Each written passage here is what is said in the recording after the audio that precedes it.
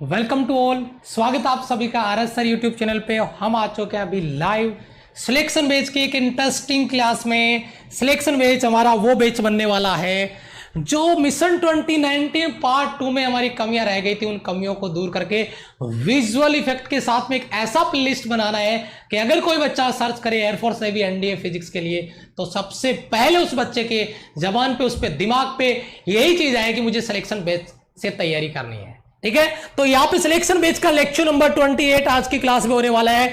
आज का हमारा टॉपिक रहेगा बहुत ही इंटरेस्टिंग, वर्क की पहली क्लास होगी और मान के चलो आज की क्लास में वर्क फिनिश हो जाएगा, यानी कार्य को हम निपटा देंगे। बहुत ही जबरदस्त एक एक स्लाइड से एक एक क्वेश्चन तैयार होगा, वो क्वेश्चन आप आज इस क्लास में करने वाले हैं। यहां पे जो सिलेक्शन बेच की अगर आपने पीछे कोई क्लास मिस कर दी है तो मैं बता दूं, कोई भी टॉपिक जो आपने मिस किया है, जैसे आपने फ्रिक्शन डाल दिया तो friction selection batch by RS sir, selection batch 2020 by RS sir, friction selection batch 2020 search करोगे तो पूरा प्लेलिस्ट आपको वहां पे मिल जाएगा। आज की क्लास स्टार्ट करें उससे पहले कमेंट सेक्शन में एक बार सभी बच्चे जोश के साथ जय हिंद लिख देंगे और अगर पॉसिबल हो आपके लिए एक शेयर जरूर कर दीजिएगा अपने दोस्तों के पास व्हाट्सएप ग्रुप में। ठीक है, चलिए शाबाश। क्लास स्टार्ट होने से पहले 192 प्रेजेंट लगा चुके बच्चे, 250 बच्चे लाइव आ चुके हैं। वर्क लेक्चर नंबर 28 और वर्क की पहली क्लास सिलेक्शन बेच में हम करने वाले हैं। ये जो आपका ड्रीम आप देख पा रहे होंगे, इस ड्रीम के लिए हम दिन रात मेहनत कर रहे हैं, आप दिन रात मेहनत कर रहे हो। बस ये ड्रीम प्रोजेक्ट हमारा है, उसको हम कंप्लीट कर लें, वो गोल हम अचीव कर लें, उसी के लिए इस क्लास को आगे बढ़ाते हैं। सबसे पहले हमारा टॉपिक रहेगा वर्क एनर्जी पावर। जो भी टॉपिक आपको यहां पे करवाए जा रहे हैं, टॉपिक वाइज प्रैक्टिस भी मैंने अनअकैडमी पे करवा रखी है और मॉक टेस्ट भी मैं आपको करवा रहा हूं। तो जिन बच्चों ने मुझे अनअकैडमी प्रोफाइल पे फॉलो नहीं किया है, अनअकैडमी लर्निंग ऐप डाउनलोड करें, डिफेंस कैटेगरी सेलेक्ट करें और मुझे वहां पे जरूर फॉलो करें, ताकि जो प्रैक्टिस वहां पे चल रही है, क्योंकि प्रैक्टिस के नाम पे अनअकैडमी नंबर 1 है। ठीक है, वहां पे आपको प्रैक्टिस मिलेगी तो आप प्रैक्टिस कर सकते हैं। वो प्रैक्टिस फ्री ऑफ कॉस्ट है। जो बच्चे प्लस ज्वाइन करना चाहते हैं वो प्लस पर भी मेरे से पढ़ सकते हैं, जहां पे कॉन्सेप्ट और प्रैक्टिस दोनों में साथ साथ करवा रहा हूं। ठीक है, चलिए जी, तो सबसे पहले क्लास स्टार्ट करते हैं। जय हिंद बेटा, स्टार्ट करिए। नमस्ते, वेलकम वेलकम, जय हिंद। देखो हम स्टार्ट कर रहे हैं क्लास को। हमारा पहला टॉपिक आपका वर्क, कार्य, यानी कार्य को हम कैसे डील करें, कैसे इसका एक इमेज अपने माइंड में बनाएं, कार्य को कैसे डिफाइन करें, कैसे इसका फॉर्मूला बनाएं, कैसे इसको अंडरस्टैंडिंग में लेके आए। उसके लिए मैंने आपको एक छोटा सा फॉर्मेट लिखा आपकी स्क्रीन पे, एक बार पढ़ लीजिए फिर बात करते हैं। कि किसी पार्टिकल पर, किसी कण पर बल लगाने पर विस्थापन उत्पन्न हो जाता है तो कण पर बल के द्वारा कार्य किया जाता है। मान के चलिए ये एक ऑब्जेक्ट है और इस ऑब्जेक्ट पे मैंने फोर्स अप्लाई किया और जैसे ही मैंने इस पे फोर्स लगाया इसका क्या हो गया, डिस्प्लेसमेंट हो गया।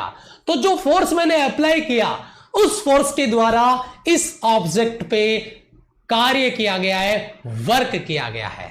और वो वर्क किस फॉर्मूले से आता है, उसमें डिस्प्लेसमेंट का क्या रोल है, उसमें फोर्स का क्या रोल है, उसको हम इस क्लास में कंप्लीट करने वाले हैं। यानी कोई ऑब्जेक्ट है, उस पर आपने फोर्स अप्लाई किया और आपने उसको डिस्प्लेस कर दिया, आपने उसको विस्थापित कर दिया, आपने उसको ट्रांसफर कर दिया एक पॉइंट से दूसरे पॉइंट पे, उसको हम यहां पे वर्क के रूप में, उस फोर्स के द्वारा किए गए कार्य के रूप में डिफाइन कर सकते हैं। ठीक है, चलिए जी, तो देखिए दूसरा पॉइंट आपका क्या है। पहले पॉइंट से कोई सवाल नहीं बनता है, एक इमेज अपने को माइंड में डाल लेनी है कि वर्क को हम कैसे डील करने वाले हैं। तो ध्यान दीजिए यहां पे दूसरा पॉइंट हमारा क्या है, इसको थोड़ा सा एक बार मैं प्रैक्टिकली बात करूंगा, पहले इसको समझ लीजिए क्या बताया जा रहा है। जो जनरल कॉन्सेप्ट आपका क्या, कि किसी भी पार्टिकल पर किसी भी कण पे फोर्स के द्वारा किया गया कार्य, वर्क डन, उसके फोर्स और उसके डिस्प्लेसमेंट के अदिश गुणनफल यानी डॉट प्रोडक्ट के रूप में डिफाइन होता है। समझिए जरा प्रैक्टिकली, एक ऑब्जेक्ट है मेरे पास, एक ब्लॉक है और इस पे मैंने एक फोर्स अप्लाई कर दिया F। ये ब्लॉक यहां से यहां तक डिस्प्लेस हो गया है इस फोर्स F की वजह से। जब मैंने इस पे फोर्स F लगाया तो उसकी वजह से ये जो ब्लॉक यहां पे था, ये ब्लॉक डी डिस्प्लेसमेंट के साथ यहां पे पहुंच गया है। Applied force F displacement D. तो अगर हम इसको फॉर्मूले के रूप में डिफाइन करें तो हम इसको डिफाइन कर सकते हैं वर्क आपका डब्ल्यू, कार्य बराबर, अगर यहां पे आपका जो कॉन्सेप्ट दे रहे हैं उसको हमने कहा अदिश गुणनफल, किसका, फोर्स का और आपके डिस्प्लेसमेंट का। फोर्स आपका है एफ और डिस्प्लेसमेंट आपका है डी, यानी विस्थापन। मैं दूरी की बात नहीं करूंगा, मैं वेक्टर क्वांटिटी के रूप में डिस्प्लेसमेंट की बात करूंगा, क्योंकि दो वेक्टर क्वांटिटी का अदिश गुणनफल यानी डॉट प्रोडक्ट करने पे हमें स्केलर क्वांटिटी मिलती है। और आपको ये चीज ऑलरेडी पता होगी कि work is a scalar quantity, कार्य एक अदिश राशि है। तो दो वेक्टर क्वांटिटी एफ वेक्टर है और डॉट डी वेक्टर है। एफ आपका अप्लाइड फोर्स है, डी आपका डिस्प्लेसमेंट है, इनका डॉट प्रोडक्ट किया तो हमें कार्य मिल गया, कार्य बराबर बल इंटू विस्थापन। डॉट हटाया तो मैंने बोल दिया एफ और आपका ये हो गया डी कॉस थीटा, ठीक है। अब F D cos theta, sir ये डी कॉस थीटा आपने क्यों लिया, इसकी क्या कंडीशन है? ये कंडीशन अगर मैं आपको बताता हूं तो मान के चलिए ये ऑब्जेक्ट आपका एक सरफेस पे एक दूसरा कोई ऑब्जेक्ट रखा हुआ है, ये कोई ब्लॉक है और इस पे कोई फोर्स अप्लाई हो रहा है। बेटा थोड़ा सा अंडरस्टैंडिंग है, इसको थोड़ा समझिएगा, क्योंकि शुरुआत में अगर कहानी समझ में आएगी तो आगे हम चुटकियों में इसको फिनिश कर लेंगे, लेकिन एक बार थोड़ा फील आ जाए, स्कैन हो जाए, समझ रहे हो बात? यस।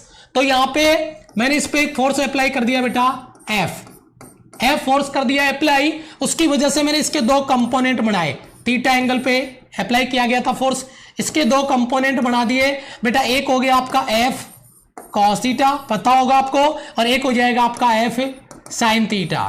तो आप मुझे बताइए इस ब्लॉक को इस सरफेस पे आगे बढ़ाने के लिए कौन सा कंपोनेंट आएगा? आप कहोगे F cos theta. Sir F sine theta कहां पे गया?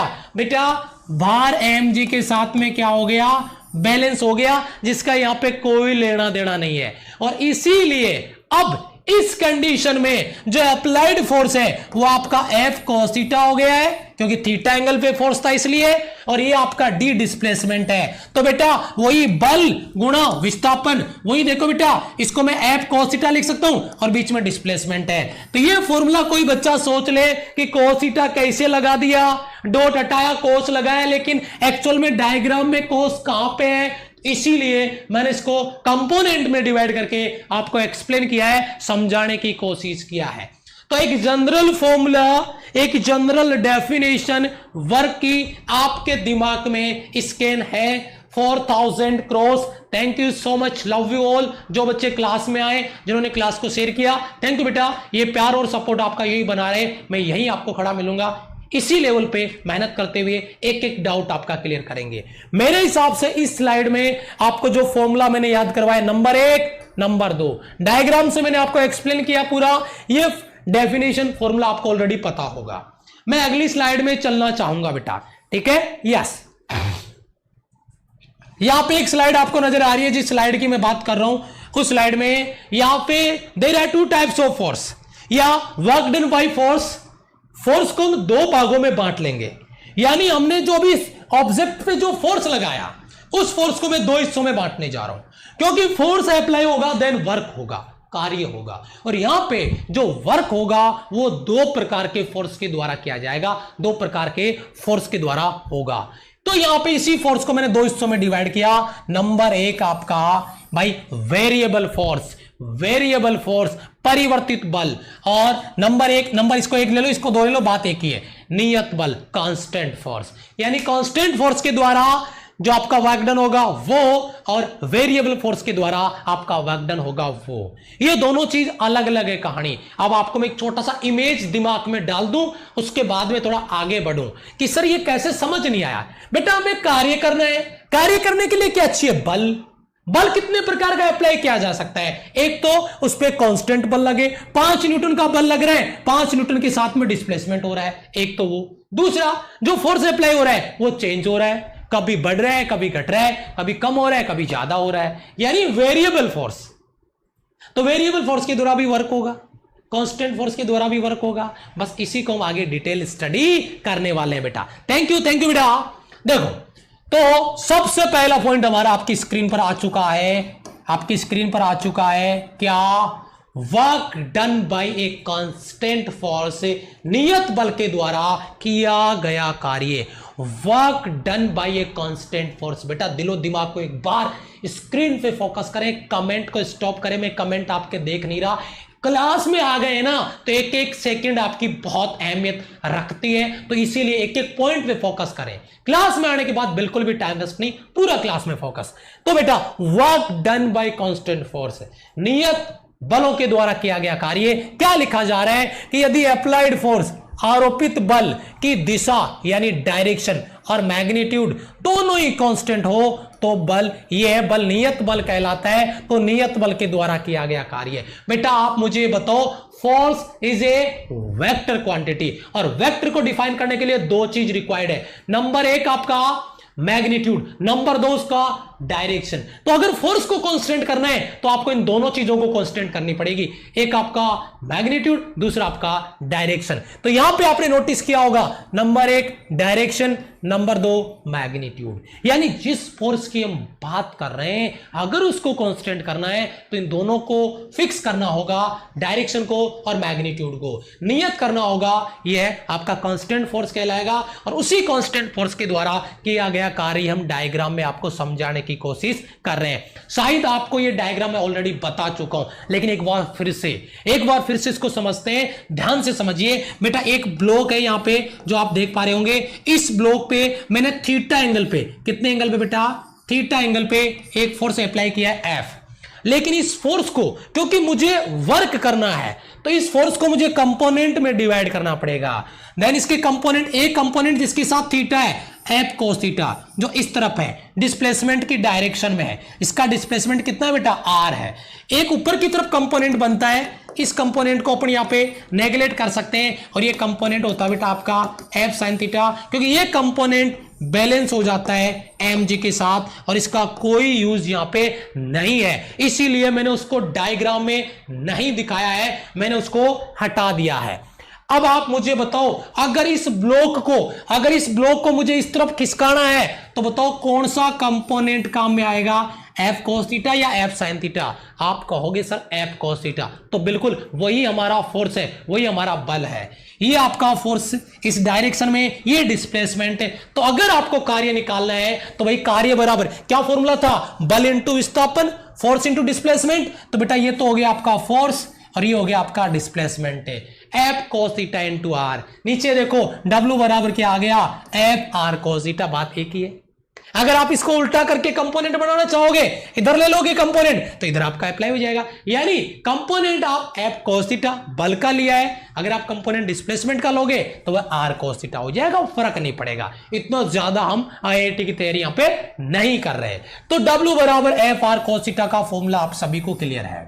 अहम सवाल इसका वेक्टर फॉर्म, क्योंकि work is a scalar quantity. क्यों स्केलर है? क्योंकि ये दो वेक्टर क्वांटिटी का डॉट प्रोडक्ट है। वेक्टर कैसे, F vector dot are vector, क्योंकि जब जब हमने कोस को हटाया है तब तब हमने डॉट लगाया है। आप देख पा रहे होंगे एफ वेक्टर डॉट, ये रेड कलर में डॉट आपको नजर आ रहा है, F vector dot are vector. ये आपका सदिश रूप है कार्य का, वर्क जो है उसका वेक्टर फॉर्म आपकी स्क्रीन पर है। मेरे हिसाब से सभी बच्चों का ये पहले से क्लियर होगा।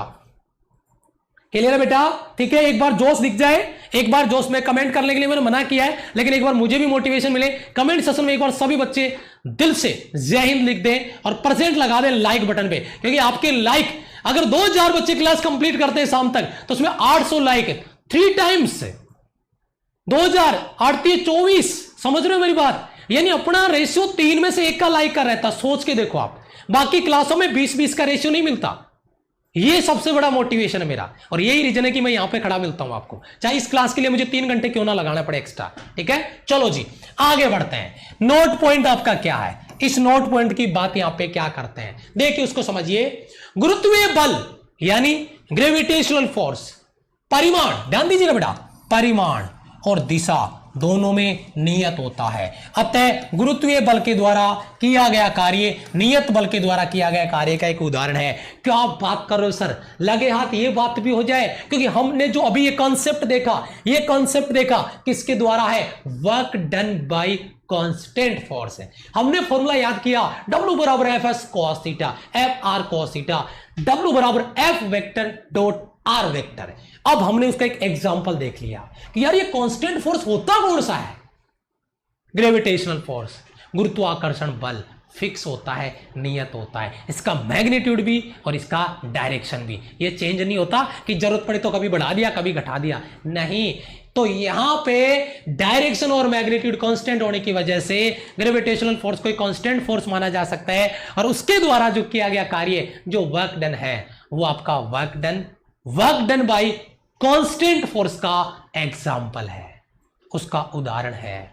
लेकिन अभी तो शुरुआत है, अभी तो देखिए आगे क्या होने वाला है, अभी तो शुरुआत है, आगे देखिए ये 0 क्या होगा, 90 क्या होगा, माइनस में आएगा प्लस में आएगा, वो तो अभी शुरुआत है। एक लाइन नहीं छोड़ूंगा, एक पॉइंट नहीं छोड़ूंगा, लास्ट तक क्लास में एक बार रुकना, फिर बताना कब 0, कब धनात्मक, कब ऋणात्मक, कब क्या हो गया, एक एक पॉइंट की बात करूंगा। देखिए दूसरा, परिवर्तित बल के द्वारा किया गया कार्य, work done by variable force, work done by variable force. Variable force का मतलब है बल चेंज हो जाएगा, बल बदल जाएगा, बल का मतलब मैग्नीट्यूड या डायरेक्शन चेंज हो जाएगा। तो इसके लिए क्या करें? इसके लिए भाई यहां पर आपको समाकलन करना पड़ेगा। कैसे? यहां पे बोला जा रहा है कि किसी पिंड को P1 से P2 तक, एक पॉइंट P1 है, दूसरा पॉइंट आपका P2 है, from point P1 to P2 के लिए कुल कार्य किया गया, टोटल वर्क आपका प्रत्येक अल्पांशों में किए गए कार्यों के योग के बराबर होता है,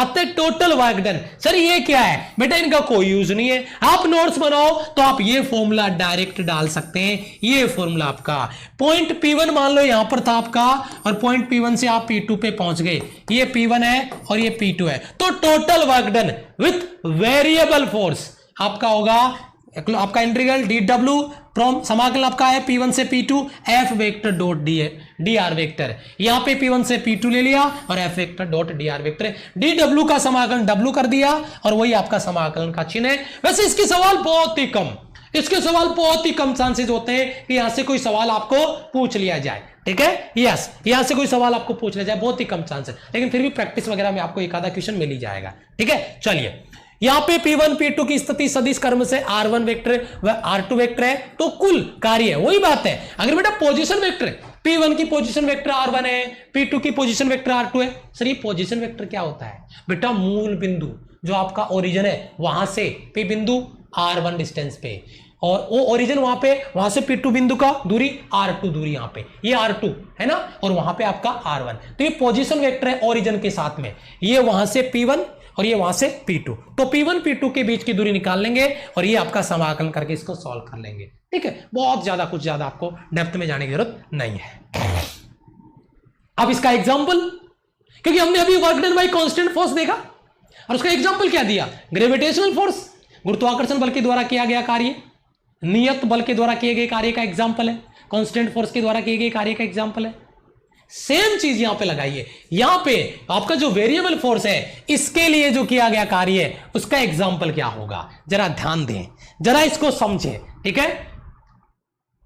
स्प्रिंग से जुड़े द्रव्यमान पर बल, एक स्प्रिंग नजर आ रही है बेटा आपको, ये स्प्रिंग नजर आ रही है और इससे एक ऑब्जेक्ट जुड़ा हुआ है, और मैंने क्या किया, मैंने इस ब्लॉक को खींचा इधर और खींच के छोड़ दिया। जैसे ही छोड़ा तो ये स्प्रिंग क्या कर रही है बेटा? लगातार इस ब्लॉक को मोशन करवा रही है, गति करवा रही है। तो क्या लिख रहा हूं मैं यहां पे कि किसी स्प्रिंग से जुड़े हुए मास ऑब्जेक्ट पर फोर्स, स्प्रिंग में उत्पन्न संपीड़न और विरलन, कंप्रेशन रेरफेक्शन, संपीड़न विरलन, ठीक है, पर निर्भर करता है F बराबर माइनस का kx। सबको पता है बेटा, ये आपके फॉर्मूला सबको पता है, F बराबर माइनस का kx, स्प्रिंग जो फोर्स है उसका फॉर्मूला F बराबर माइनस kx करता है। अतः इस बल के द्वारा किया गया कार्य वेरिएबल फोर्स, परिवर्तित बल के द्वारा किए गए कार्य के रूप में आता है, वेरिएबल फोर्स के रूप में आता है। बताओ ये एग्जांपल समझ में आया बेटा?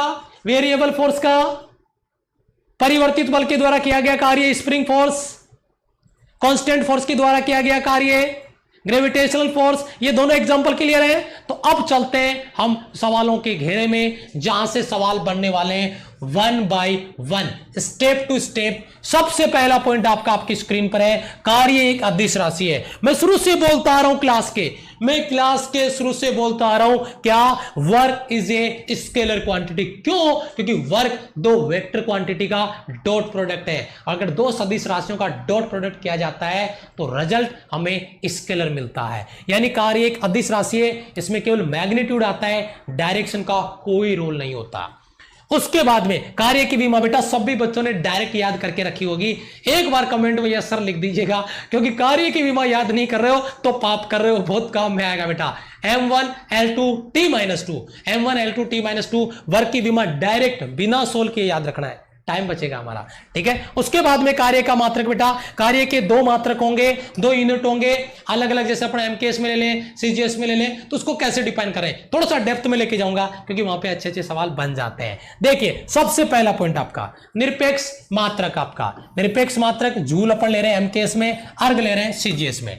यानी जूल जो निरपेक्ष मात्रक आपके, उसमें जो एब्सोल्यूट यूनिट है उसमें जूल ले लिया, और अर्ग सीजीएस में, एमकेएस में जूल, सीजीएस में अर्ग, याद रखना। लेकिन एक राज की बात ये भी याद रख लेना, क्योंकि इसके बिना न्यूमेरिकल सॉल्व नहीं होंगे। और कई बार जब मैंने न्यूमेरिकल करवाया है तो बच्चे यहीं पे अटके हैं, बच्चे यहीं पे रुके हैं। कहां पे? 10⁷ अर्ग इक्वल टू 1 जूल। यानी 1 जूल में, 1 जूल में कितने अर्ग होते हैं? 10⁷ अर्ग। एमकेएस में जूल है, सीजीएस में अर्ग है, और 1 जूल में 10⁷ अर्ग होते हैं। याद करो, बहुत काम की चीजें, ये बहुत काम की चीज है। उसके बाद में दूसरा आपका पॉइंट है गुरुत्वीय मात्रक, यानी ग्रेविटेशनल यूनिट की बात करें तो भैया क्या? Kilogram metre, kilogram metre MKS में, और सीजीएस में बेटा ग्राम सेंटीमीटर। सीजीएस में तो किलोग्राम में, मीटर को सेंटीमीटर में, इसमें किलोग्राम मीटर था और इसमें आपका ग्राम सेंटीमीटर हो गया। ये आपका सीजीएस में आ गया। लेकिन ये चीज आपको बहुत ही रेयर केस में, बहुत ही रेयर केस में 0.1% मान लो कि यहां से कोई सवाल आपका बन जाए, ठीक है। यस, अब यहां पे देखिए, यहां पे 1 किलोग्राम मीटर, ये देखो, ये एक बहुत अहम सवाल है। जैसे मैंने कहा 1 जूल में कितने अर्ग, तो आपने कहा सर जी 10⁷ अर्ग। तो अभी मैं क्या बोलता हूं? मैं बोलता हूं बेटा 1 किलोग्राम इंटू मीटर में कितने जूल? 9.8 जूल, या 10⁵ ग्राम प्रति सेंटीमीटर। सर क्या मजाक कर रहे हो? ये वैल्यू डायरेक्ट याद रखें। अगर न्यूमेरिकल में कहीं पे यूनिट चेंज करने की जरूरत पड़ी तो इनकी बहुत याद आएगी, सच्ची बता रहा हूं, ठीक है। याद कर लेना, 1 kilogram into metre equal to 9.8 joule. 1 kilogram into metre को जूल में 9.8 जूल, और अगर इसको ग्राम में बदलना है देन उस कंडीशन में ग्राम सेंटीमीटर में 10⁵ ग्राम इंटू सेंटीमीटर। याद है यहां पे सभी बच्चों को? आगे बढ़ता हूं मैं, आगे चलते हैं अगले वाली स्लाइड में। अब आएगा कार्य की प्रकृति। ओहो, nature of work done. Sir ये क्या लफड़ा है भाई? इधर कार्य का प्रकृति, nature of work done. Work is a scalar quantity, कार्य एक अदिश राशि है, पीछे ही बता के आया हूं अभी। लेकिन इसका मान, वर्क का वैल्यू पॉजिटिव आ सकता है, वर्क नेगेटिव आ सकता है, और वर्क 0 आ सकता है। और यहीं से वो सवाल घुमा घुमा के आपको एग्जाम में एनडीए, एयरफोर्स नेवी, एनडीए घुमा के आपको यहाँ पे दिए जा रहे हैं। वो एक एक सवाल हम अभी तैयार करने वाले हैं, एक एक सवाल तैयार करने वाले हैं। वर्क का नेचर है, वर्क पॉजिटिव हो सकता है, वर्क नेगेटिव हो सकता है, वर्क 0 हो सकता है। पहले पॉजिटिव करेंगे, पूरा निचोड़ निकालेंगे, फिर नेगेटिव करेंगे, पूरा निचोड़ निकालेंगे, सारे सवाल तैयार करेंगे, फिर लास्ट में 0 करेंगे। तीनों के तीनों पॉइंट पे पूरा का पूरा आगे आने वाला पार्ट में डिस्कस करने वाला हूं। तो सारे बच्चे तैयार हैं एक जोश के साथ में? तो यहां से तगड़े तगड़े सवाल बनने वाले एग्जाम में आएंगे। तो वर्क 3 प्रकार से हो सकता है, पॉजिटिव, नेगेटिव और 0, ठीक है। चलिए जी बात करते हैं आगे, कब पॉजिटिव कब नेगेटिव। सबसे पहला पॉइंट नोट करो अपने दिमाग में, सबसे पहला पॉइंट आपका, शाबाश, ठीक है। यस, धनात्मक कार्य। अगर अपन यहां पे बात करते हैं पॉजिटिव वर्क की, यानी पॉजिटिव वर्क आपका कैसा हो जाएगा? पॉजिटिव वर्क आपका कैसा हो जाएगा उसकी बात कर रहे हैं, ठीक है। धनात्मक कार्य कब होगा भाई? एक चीज, जैसे ही पॉजिटिव वर्क नाम का कोई वर्ड आपके कानों में आए और समझ जाना भाई यहां पे जो फोर्स अप्लाई हो रहा है और जो आपका डिस्प्लेसमेंट है वो दोनों सेम डायरेक्शन में है।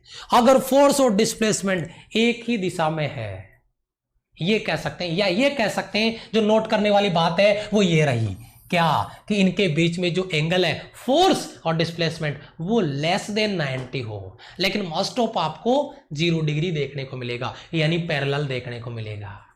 उस कंडीशन में आपका वर्क डन पॉजिटिव आएगा, धनात्मक आएगा। तो जरा इस पे गौर फरमाया जाए, फिर इसके एग्जाम्पल देखेंगे और एक एक डाउट क्लियर करेंगे। सबसे पहले समझिए बेटा, क्या धनात्मक कार्य, पॉजिटिव आपका वर्क। पॉजिटिव वर्क क्या है? Already we know that W equal to F vector dot R vector dot अटैक cos theta F R cos theta. Clear है बेटा? यस। आप देखो, जब थीटा न्यून कोण हो यानी लेस देन 90 डिग्री हो तो cos का वैल्यू धनात्मक होगा, अतः वर्क डन भी आपका पॉजिटिव होगा। cos का value positive, then work done भी पॉजिटिव।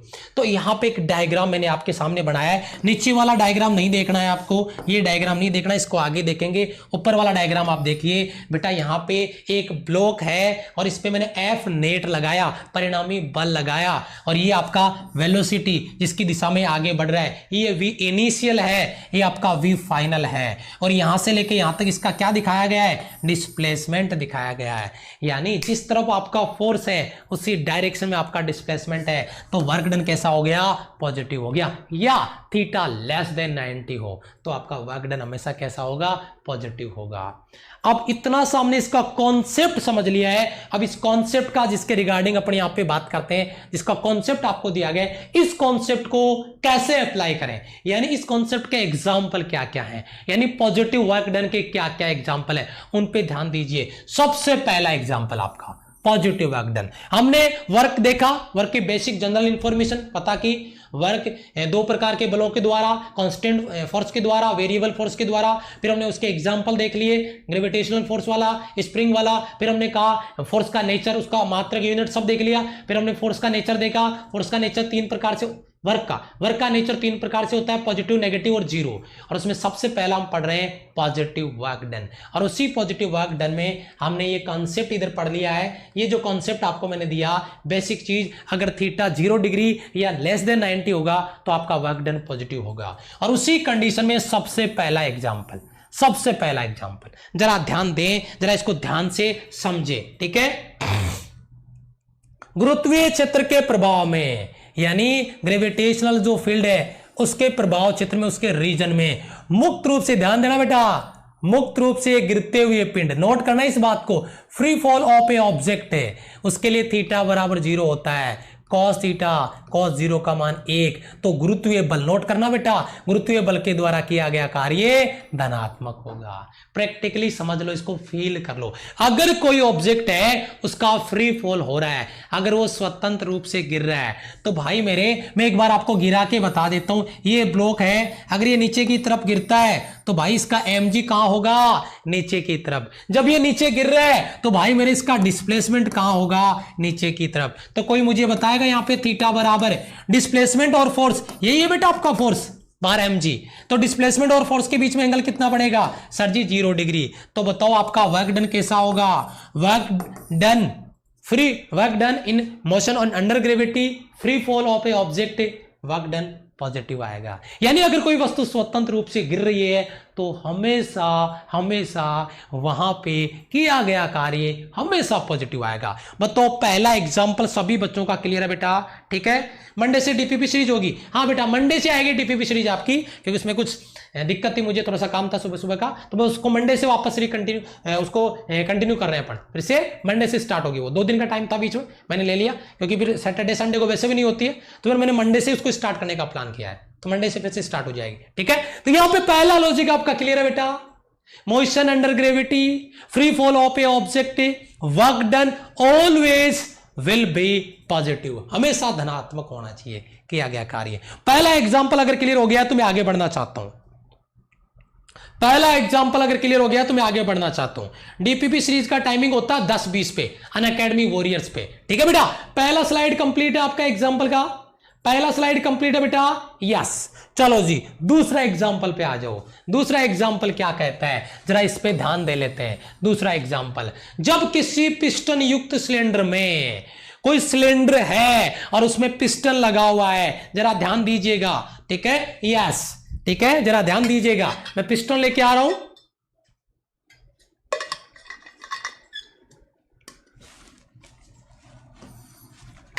ये रहा हमारा पिस्टन, ध्यान दीजिएगा ऊपर, और सिलेंडर है उसमें क्या भरी हुई है, इसमें गैस भरी हुई है। और अब ध्यान दें, अगर उसको एक्सपेंड किया जाए, गैस को प्रसार किया जाए, अगर गैस का प्रसार किया जाएगा तो पिस्टन कहां चला जाएगा, ऊपर चला जाएगा। ठीक है, क्या कह रहे हैं, गैस को एक्सपेंड किया जाए, प्रसार किया जाए तो वर्क डन बाय गैस। ध्यान देना, थर्मोडायनेमिक्स में निचोड़ निकाल दूंगा इस टॉपिक का पूरा, इस लॉजिक का। गैस एक्सपेंड कर रही है, work done by gas, work done by gas. ठीक है, यस, गैस द्वारा किया गया कार्य हमेशा क्या होता है, धनात्मक होता है, पॉजिटिव होता है, क्योंकि गैस ये दाब के कारण बल और पिस्टन में जो विस्थापन होता है, ये जो फोर्स इसमें लगेगा वो, और जो पिस्टन में जो डिस्प्लेसमेंट होगा वो सेम डायरेक्शन में होता है। तो लॉजिक बिल्कुल बेसिक से आपका क्लियर है, सिंपल सा कॉन्सेप्ट क्लियर आपका, कि अगर किसी सिलेंडर का जो गैस है वो एक्सपेंड करता है, प्रसार होता है, तो उस कंडीशन में वर्क डन बाय गैस हमेशा पॉजिटिव होगा। वैसे इसका निचोड़ में आपको थर्मोडायनेमिक्स वाले चैप्टर में निकाल के बताऊंगा, वहां पे इसकी कहानी का पूरा डिटेल से अपन डिस्कस कर लेंगे। मेरे हिसाब से यहां पे किसी बच्चे का कोई डाउट नहीं है। ठीक है बेटा, यस। अब यहां पे देखिए तीसरा पॉइंट आपका क्या है, जिसकी बात मैं यहां पे कर रहा हूं, जब किसी स्प्रिंग को खींचा जाता है। क्या बात कर रहे हो, हाँ जी, ये रही स्प्रिंग और ये मैंने लगाया फोर्स एफ, ये मैंने इसमें फोर्स एफ लगाया और ये स्प्रिंग लगातार एक्सपेंड कर रही है। फिर यहाँ पे मैं देखो, एक तो कंप्रेशन आ रहा है, एक रेरफेक्शन, विरलन कंप्रेशन ये आ रहा है यहाँ पे। ठीक है, तो यहाँ पे फोर्स के द्वारा स्प्रिंग को स्ट्रेच किया जा रहा है, खींचा जा रहा है। तो क्या बोला जा रहा है, किसी स्प्रिंग को खींचा जाता है तो कार्य धनात्मक होता है। क्या मजाक कर, हाँ जी, यस। जब मैंने इसमें इधर फोर्स लगाया, ध्यान दीजिएगा, जब मैंने इसमें इधर फोर्स लगाया तो बेटा फोर्स की डायरेक्शन में इसका क्या हो रहा है, देखो क्या हो रहा है, डिस्प्लेसमेंट है। जिधर मैंने स्प्रिंग को खींचा है उधर ही उसका डिस्प्लेसमेंट है, उधर ही उसका क्या है, विस्थापन है। और आपको पता है अगर डिस्प्लेसमेंट और अगर फोर्स सेम डायरेक्शन में है तो वर्क डन कैसा होगा, पॉजिटिव होगा। तो ये एग्जांपल है। सर यहां से क्या सवाल बनेंगे बेटा, सवाल बनेंगे किस निम्न में से किस स्टेटमेंट के लिए वर्क डन पॉजिटिव होगा, किस स्टेटमेंट के लिए वर्क डन नेगेटिव होगा, स्प्रिंग के द्वारा किया गया कार्य positive negative, can't say none of these, इस तरीके के सवाल पढ़ेंगे। तो भैया आज की क्लास में जिस बच्चे ने कॉन्सेप्ट को डेप्थ से समझा है, समझने की कोशिश कर रहा है, क्लियर कर रहा है डाउट, वो कॉन्सेप्ट के सवाल में राइट और रॉन्ग स्टेटमेंट वाला जो खतरा है उसमें बिल्कुल भी नहीं फंसने वाला है। ठीक है, ध्यान दीजिएगा इस बात पे। तो यहां पे जब किसी स्प्रिंग को अगर स्ट्रेच किया जाता है, अगर किसी स्प्रिंग को खींचा जाता है, तो भैया यहां पे भी जो आपका वर्क डन होगा वो वर्क डन भी आपका पॉजिटिव होगा। बताओ, ये आपका तीसरा एग्जांपल क्लियर है सभी बच्चों का, तीसरा एग्जांपल क्लियर है सभी बच्चों का, यस सर। देखिए बेटा, चलो जी, अब पहला वर्क डन कौन सा था सर, पॉजिटिव। कितने एग्जांपल देखे, तीनों एग्जांपल देख लिए, तीनों में क्या था बेटा, पॉजिटिव वर्क डन था। अब आप देख रहे हैं यहां पे दूसरा हमारा लॉजिक है वो नंबर 2, दूसरा टाइप्स ऑफ वर्क डन में नेगेटिव वर्क डन, यानी ऋणात्मक कार्य। ये ऋणात्मक कार्य आपकी स्क्रीन पर देखें इधर फटाफट से, 505 बच्चों ने प्रेजेंट लगा के रखी है। आज सुबह वाली क्लास में, सुबह 8 बजे वाली क्लास में भी रिकॉर्ड तोड़ आपका जोश था, है ना, और रिकॉर्ड तोड़ बच्चे क्लास में, और आज भी आपका रिकॉर्ड तोड़ जोश क्लास में देखने को मिल रहा है। एक फुल एनर्जी आप में नजर आ रही है, पता नहीं क्या चक्कर है, मुझे कुछ समझ नहीं आया इसका। ठीक है, बहुत ही बढ़िया। नंबर 2 टाइप्स ऑफ वर्क में नेगेटिव वर्क डन, ऋणात्मक कार्य। जरा इसको एक बार फील करें, इसको समझे कि वर्क डन नेगेटिव कब होगा, कार्य ऋणात्मक कब होगा। बेटा एक चीज तो क्लियर है, अगर हम फोर्स अप्लाई कर रहे हैं और अगर उसके अपोजिट डायरेक्शन में डिस्प्लेसमेंट हो रहा है, या डिस्प्लेसमेंट के अपोजिट डायरेक्शन में हम अगर वहां पे आपका डिस्प्लेसमेंट करवा रहे हैं, बल अलग लगा रहे हैं, विस्थापन अलग हो रहा है, तो उस कंडीशन में आपका वर्क डन क्या होगा, नेगेटिव आएगा, ऋणात्मक होगा। सर जी कैसे, जरा ध्यान दें, थीटा ग्रेटर देन 90 है। अगर थीटा ग्रेटर देन 90 होता है तो उस कंडीशन में कॉस नेगेटिव होगा, और अगर कॉस नेगेटिव होगा तो आपका वर्क नेगेटिव होगा।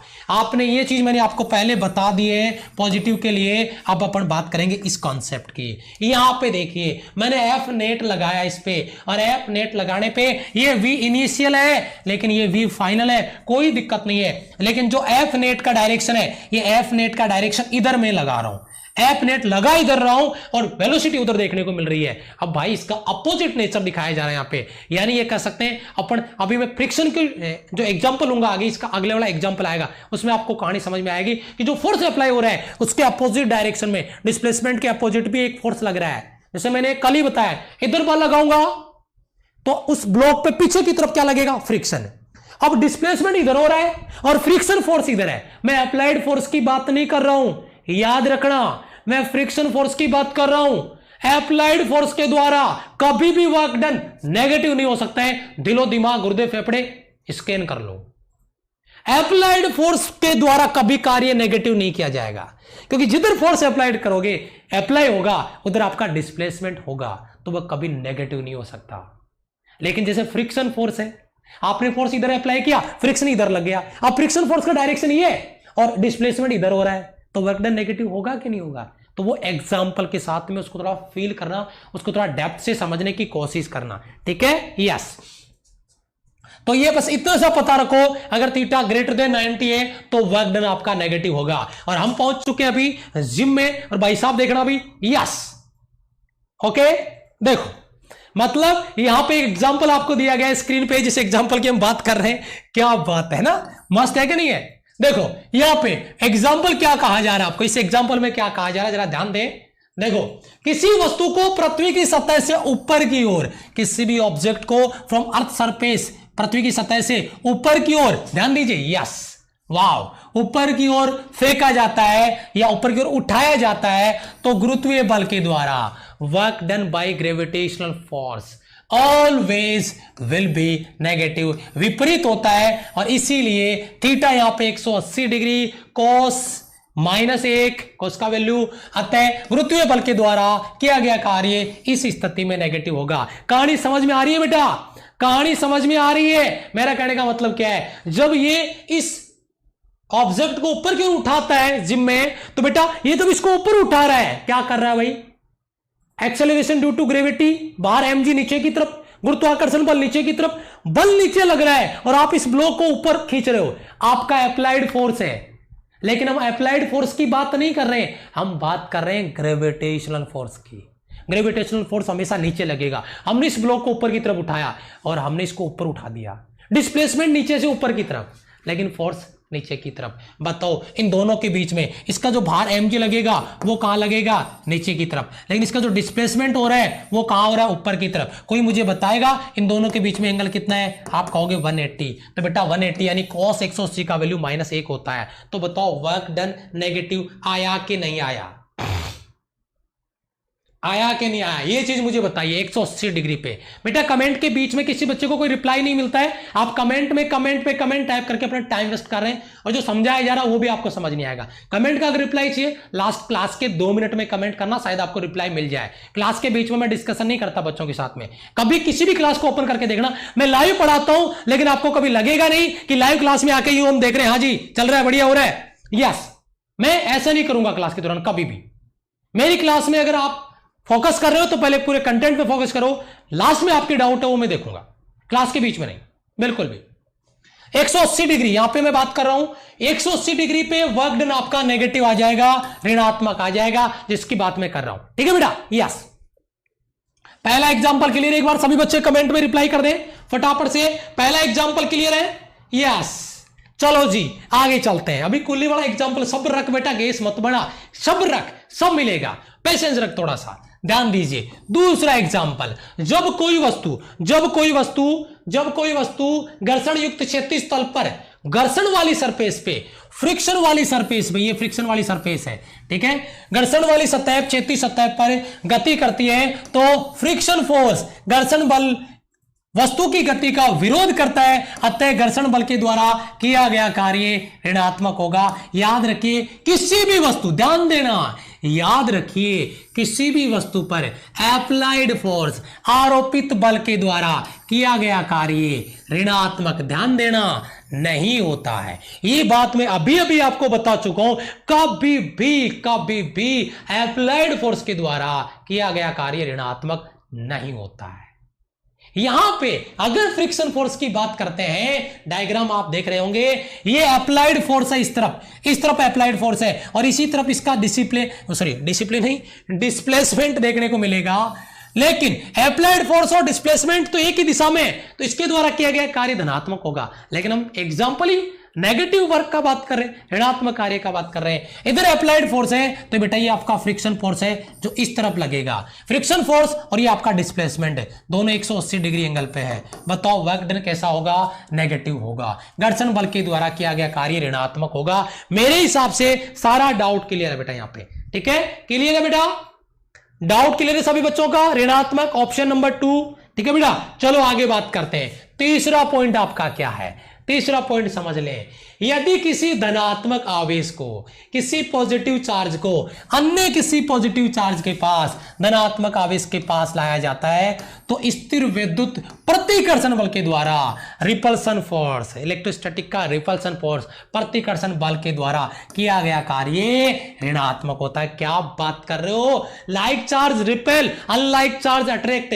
देखिए ये पॉजिटिव, ये देखो इसको रिपेल कर देगा, दूर धकेल देगा, और नेगेटिव को पास में लाके चिपका लेगा। फिर ये नेगेटिव को दूर लेके जा रहे हैं, फिर ये वापस पास में आके चिपक जाता है। तो अनलाइक चार्ज में क्या हो रहा है? अट्रैक्शन। लेकिन लाइक चार्ज में क्या हो रहा है? रिपल्सन। और रिपल्सन फोर्स के द्वारा किया गया जो कार्य है वो हमेशा नेगेटिव आता है। यानी ये कहा जा रहा है कि एक किसी पॉजिटिव चार्ज के पास दूसरा कोई पॉजिटिव चार्ज लाया गया तो स्थिर विद्युत प्रतिकर्षण बल के द्वारा किया गया कार्य, वर्क डन वहां पे क्या होगा? नेगेटिव। और जो नेगेटिव साइन लगाते हैं वो यही बताता है कि ये इसको रिपेल कर रहा है, ये इसको प्रतिकर्षित कर रहा है। ये कॉन्सेप्ट आपका तीसरा क्लियर है कि नहीं है? बहुत ही इंटरेस्टिंग कॉन्सेप्ट आपका है जिसके बारे में अपन यहां पे बात कर रहे हैं। तीसरा पॉइंट आपका सभी बच्चों का क्लियर है बेटा? एक एक एग्जांपल दिया है मैंने जो पहले नेगेटिव फोर्स की बात किया, फिर नेगेटिव फोर्स में पहला एग्जांपल गुरुत्वाकर्षण बल के द्वारा किया गया कार्य ऋणात्मक, फ्रिक्शन फोर्स के द्वारा किया गया कार्य ऋणात्मक, यहां पे आपका जो इलेक्ट्रोस्टैटिक रिपल्सन फोर्स है उसके द्वारा किया गया कार्य ऋणात्मक।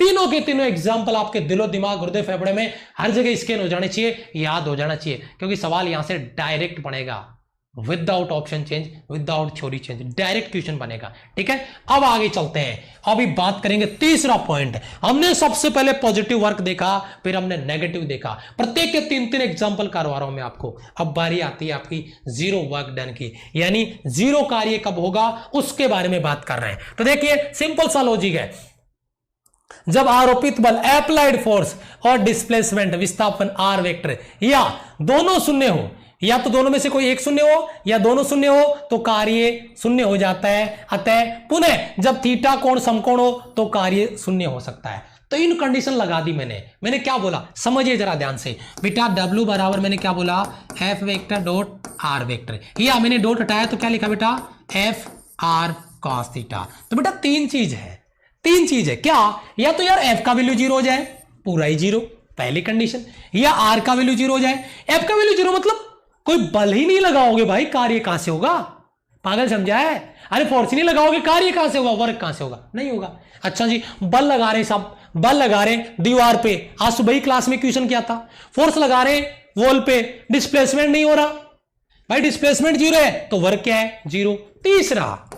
तीसरा बड़ा इंटरेस्टिंग है, यह खतरनाक सवाल बनते हैं। अगर अप्लाइड फोर्स और डिस्प्लेसमेंट के बीच में एंगल अगर 90 डिग्री बन रहा है, अप्लाइड फोर्स और डिस्प्लेसमेंट के बीच में अगर 90 डिग्री का एंगल बनता है तो यहां पे किया गया कार्य इस कंडीशन में 0 होगा, वर्क डन 0 होगा। एक बच्चा बोल रहा था सर जी कुल्ली वाला एग्जांपल, अभी कर लेंगे, समय तो आने दो। मैंने कहा था गेस ना बढ़ाओ, एक एक पॉइंट क्लियर कराऊंगा, लेकिन शर्त यह है कि आपको फोकस करना पड़ेगा क्लास में। चलो तो यहां पे तीनों कंडीशन जो है, अगर यहां पे cos थीटा अपन 90 ले लेते हैं, cos 90 हो जाता है, cos 90 का वैल्यू 0। तो इन तीनों कंडीशन को अप्लाई करके देख लेते हैं, जिसके बारे में अपन यहां पे बात कर रहे हैं। यानी 0 वर्क डन, फोर्स 0 हो जाए, डिस्प्लेसमेंट 0 हो जाए, थीटा 90 हो जाए, फोर्स और डिस्प्लेसमेंट के बीच में 90 डिग्री का कोण बन जाए, वर्क डन आपका 0 हो जाएगा। चलो जी आगे चलते हैं। पहला एग्जांपल नंबर 1, डायरेक्ट क्वेश्चन बनते हैं, पूछे गए एग्जाम में पहले, फिर भी याद रखना, देख लीजिएगा। जब हम किसी वस्तु को विस्थापित करने में असक्षम होते हैं, डिस्प्लेस ही नहीं कर पाते हैं किसी ऑब्जेक्ट को, किसी सब्सटेंस को, तो भले ही हम कितना भी बल उस पर अप्लाई लगाएं या न लगाएं, तो कृत कार्य यानी वर्क डन हमेशा जीरो होता है। अगर डिस्प्लेसमेंट जीरो तो वर्क डन आपका जीरो। वो दीवार वाला एग्जांपल मैंने बता रखा ना, दीवार पे आप सुबह से शाम तक बल उस पर लगाए जा रहे हैं, पसीने में लथपथ हो गए, बहुत मेहनत कर रहे हैं, पूरी एनर्जी लॉस हो गई हमारी, चक्कर आके गिरने वाले हैं, लेकिन किया गया कार्य तो आपका जीरो ही होगा। यानी वर्क डन तो आपका जीरो होगा क्योंकि आपका डिस्प्लेसमेंट जीरो है, तो वर्क डन भी आपका जीरो होगा। पहला एग्जांपल, डिस्प्लेसमेंट जीरो तो वर्क डन जीरो। पहला कॉन्सेप्ट क्लियर है बेटा, शाबाश। चलो जी आगे आ जाओ। दूसरा एग्जांपल आपकी स्क्रीन पर ये रहा। दूसरा एग्जांपल क्या, उसकी बात कैसे करें, क्या बात कर रहे हो। जब कोई मजदूर अपने सिर पर एक भारी बोझा लेके, ठीक है, एक क्षैतिज प्लेटफॉर्म पे एक स्थान से दूसरे स्थान तक चलता है, तो मजदूर के द्वारा वैज्ञानिक दृष्टि से, समझ रहे हो बातें, मैं साइंटिफिक रीजन की बात कर रहा हूं, वैज्ञानिक दृष्टि से कोई कार्य नहीं किया जाता है क्योंकि थीटा बराबर 90 है। क्योंकि ये 10 kg का ब्लॉक वो सिर पे रखे यहां से चलते हुए यहां तक आ गया, ठीक है, इतना उसने डिस्प्लेसमेंट कर दिया एस, लेकिन बाहर mg कहां लग रहा है, नीचे, और ये आपका डिस्प्लेसमेंट है, ये डिस्प्लेसमेंट है, ये बाहर mg है, दोनों के बीच में एंगल कितना बन रहा है, 90। तो बताओ उसके द्वारा किया गया कार्य कितना है, जीरो। कभी रेलवे स्टेशन पर बैठे हो, सामान वगैरह कुछ लेके जाना हो तो कुली को दे दिया, चलो जी, कुली ने अपना सामान यहां से उठा के यहां तक लेके गया और यहां पे रखा, बोला लाओ साहब जी पैसे, बोला पैसे किस बात के, बोला जो आपके लिए जो सामान मैंने वहां से यहां तक रखा उसका, बोला कार्य तो तूने कोई किया ही नहीं है, उसको फिजिक्स सिखा दो, चिपका देगा वो आपको। मैं साइंटिफिक रीजन की बात कर रहा हूं, यहां पे वैज्ञानिक दृष्टि से उसने कार्य नहीं किया कुछ भी, ठीक है। क्यों नहीं किया कार्य, किस गुरुत्वाकर्षण बल की बात कर रहे हैं, क्योंकि जो बाहर mg है, जो गुरुत्वाकर्षण बल है, उसके रूप में कोई कार्य नहीं हुआ। हां, उसने उसको यहां से उठा के यहां तक लाके रखा है, डिस्प्लेसमेंट किया है, लेकिन जो गुरुत्वाकर्षण बल उस ऑब्जेक्ट पे लग रहा था वो नीचे की तरफ लग रहा था और आपका डिस्प्लेसमेंट इस तरफ था, बाहर mg नीचे, दोनों के बीच में एंगल 90 डिग्री बन रहा था, तो वहां पे किया गया कार्य क्या हो गया, आपका जीरो हो गया, जीरो वर्क डन, ठीक है। यस, आप रुपए नहीं देंगे, मैंने बोला चिपका देगा, वो कार्य कर देगा, फिर देख लेना यहां पे कार्य कर देगा, वो 10-20 न्यूटन का बल लगा देगा तो पता चल जाएगा, फिर बस 10-20 से कुछ नहीं होगा, लेकिन 400-500 का चिपका दे तो बढ़िया है, 400 न्यूटन कम से कम लगा दे तो बढ़िया है, 10-20 में तो कोई फर्क नहीं पड़ेगा, ये 10-20 है? लेकिन 400-500 का चिपका दे तो बढ़िया है, फिर वर्क बहुत बढ़िया हो जाएगा, पॉजिटिव वर्क डन हो जाएगा। जब इधर से फोर्स अप्लाई होगा तो इसी डायरेक्शन में डिस्प्लेसमेंट होगा, तो फोर्स और displacement same direction, work done positive हो जाएगा, इसलिए दे देना, ठीक है। ज्यादा उसको फिजिक्स मत सिखाना, क्योंकि उसको अगर फिजिक्स समझ में आती है ना तो वो मजदूरी का काम नहीं कर रहा होता, वहां पे कुली का काम नहीं कर रहा होता, ठीक है। चलो जी तीसरा एग्जाम्पल, देखो तीसरा एग्जाम्पल क्या है, जरा इसको ध्यान दे। जब किसी डोरी से बंधी हुई वस्तु को वर्ताकार मार्ग में, क्या बात कर रहे हो, यस, ये देखो कैसा मास्टर है, क्लास में बैठ के क्या नाटक कर रहा है, देखो है, देखो क्या कर रहा है, अब इस बात के पैसे ले रहा है ये देखो एक रस्सी से बांध के इसको लगातार सर्कुलर मोशन करवा रहा है, इस तरीके से, है ना, ऐसे इस तरीके से इसको घुमाया जा रहा है। कोई भी ऑब्जेक्ट है अगर उसको इस तरीके से बांध के उसको घुमा देंगे तो वहां पे आपका क्या हो जाएगा, वर्क डन आपका क्या हो जाएगा, जीरो हो जाएगा। कैसे, जरा इसको समझे। किसी डोरी से बंधी हुई वस्तु को वर्ताकार मार्ग पे, कौन से मार्ग पे, वर्ताकार मार्ग में अगर घुमाया जाता है तो work done by centripetal force, अभिकेंद्रीय बल के द्वारा कोई कार्य नहीं किया जाएगा, वर्क डन आपका जीरो, क्योंकि थीटा बराबर 90, क्योंकि अगर सर्कुलर मोशन होता है तो भाई सेंट्रीपेटल फोर्स लगता है सेंटर की ओर, और जो आपका डिस्प्लेसमेंट होता है वो होता है परपेंडिकुलर, दोनों के बीच में थीटा बराबर कितना हो जाता है, 90 डिग्री। अगर थीटा 90 है फोर्स और डिस्प्लेसमेंट के बीच में तो आपका वर्क डन हमेशा क्या होगा, जीरो होगा। बताइए डाउट क्लियर हो रहा है कि नहीं हो रहा बेटा, क्लियर है बेटा, डाउट क्लियर है बेटा, डाउट क्लियर है। थीटा एंगल पे, थीटा 90 पे सर्कुलर मोशन हो रहा है, तो अगर किसी भी स्ट्रिंग में जो टेंशन है, अब इसमें देखो इस सवाल का पता लैंग्वेज कैसे घुमाया जाता है, एक 1 kg के किसी पत्थर को किसी स्ट्रिंग से, किसी रस्सी से बांध के एक सर्कुलर मोशन करवाया जाता है, तो work done bye string force, string force का मतलब होगा वहां पे टेंशन इज इन स्ट्रिंग, रस्सी में तनाव, रस्सी में तनाव के द्वारा किया गया कार्य। और जो रस्सी में तनाव होता है ना बेटा, वो रस्सी में तनाव आपका सेंट्रीपेटल फोर्स के रूप में ही आता है। ये जो रस्सी है, मान लो ये रस्सी से इसको घुमा रहे हैं, तो जो रस्सी में तनाव है ना, वही अभिकेंद्रीय बल देता है। क्योंकि मैंने आपको खुद कहा है कि सेंट्रीपेटल फोर्स नाम का कोई चीज है ही नहीं, कोई चीज है ही नहीं सेंट्रीपेटल फोर्स नाम जैसा। वो तो कोई फोर्स होता है जो उसके रूप में आके बोला तब मैं सेंट्रीपेटल फोर्स हूं। यहां पे सेंट्रीपेटल फोर्स कौन है इस रस्सी में? इस रस्सी में सेंट्रीपेटल फोर्स कौन कर रहा है? टेंशन कर रहा है। यानी जो आपका प्रस्थ तनाव है वो सेंट्रीपेटल फोर्स का काम ही कर रहा है। क्लियर है बेटा? दिमाग में इमेज छप रही है, थोड़ी थोड़ी इमेज आ रही है कैसे आपका वर्क डन हो रहा है, नेगेटिव पॉजिटिव। चौथा एग्जाम्पल देखिए, सरल लोलक की डोरी में तनाव सदैव लोलक के विस्थापन के लंबवत होता है, अतः तनाव बल द्वारा किया गया कार्य भी 0 होगा। सिंपल पेंडुलम है बेटा, ये लोलक यहां पे लटका हुआ है, जब इसको इधर लेके जाएंगे ऐसे, ये यहां पे आता है। तो बेटा इसमें जो रिस्ट्रिंग में जो टेंशन है और जो डिस्प्लेसमेंट है वो हमेशा बेटा टेंजेंशियल होता है। विस्थापन तो इसमें भी भाई, ये भी तो एक सर्कुलर मोशन का ही एग्जाम्पल है, वो पूरा नहीं हो पाता है बस, लेकिन होता तो वैसे ही है। तो यहां पर भी ये भी बहुत तगड़ा सवाल है, बहुत ही तगड़ा सवाल है बेटा, किसी बुक्स में नहीं मिलेगा आपको, क्योंकि इस सवाल को बना के दिया नहीं गया है। बहुत तगड़ा जो आपका सिंपल पेंडुलम है ना, एसएचएम जो कर रहा है, सरल आवर्त गति कर रहा है, एसएचएम कर रहा है, उसमें जो स्ट्रिंग है, उसमें जो टेंशन है वो उसके द्वारा किया गया कार्य, यानी तनाव बल के द्वारा, टेंशन फोर्स के द्वारा किया गया कार्य 0 होगा, वर्क डन आपका 0 होगा। डाउट क्लियर है बेटा सभी बच्चों का? क्लियर है डाउट सभी बच्चों का? सभी बच्चे बताइए फटाफट से एक बार। 561 बच्चों ने लाइक बटन पे परसेंट लगा दिया, बहुत बढ़िया बेटा, बहुत बढ़िया, थैंक यू सो मच। ये आपका प्यार और सपोर्ट यूं ही मिलता रहे हमें, और यूं ही हम आगे बढ़ते रहे। क्या डाउट सभी बच्चों का क्लियर है बेटा? यस, बहुत अच्छे से, शाबाश।